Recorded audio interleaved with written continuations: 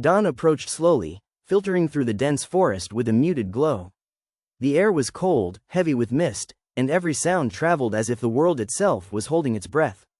On the forest floor, beside a fallen tree older than memory, a lynx stepped out of the shadows. Silent, watchful, alone, this tree had stood for centuries, a pillar of the woods, until the great storm broke the sky in half. Winds tore through branches, rain swallowed roots, and the world changed in a single night. The lynx had survived that storm, barely. On that night, the tree collapsed behind him, blocking the rising flood. Without that barrier, he would have been swept away into the ravine. Since then, he returned every morning to this place.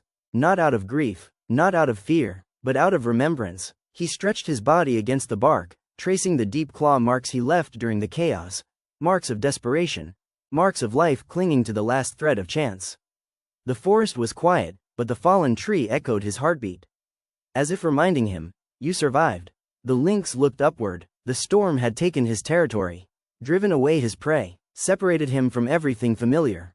For weeks he wandered through the broken land, learning everything again: where to hunt, where to hide, where to sleep.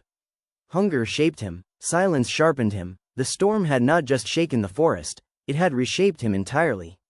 He placed a paw on the fallen trunk now, steady and deliberate. The scars on the wood mirrored the scars on his own body.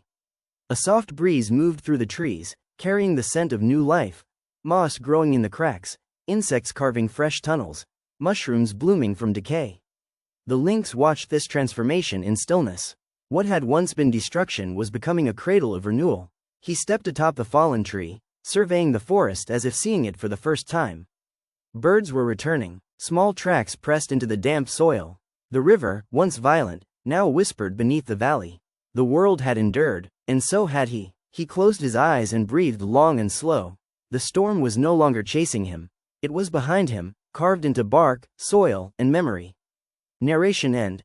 Survival is more than living through the storm. It is standing upon what once broke you, and recognizing the strength in your own echoes.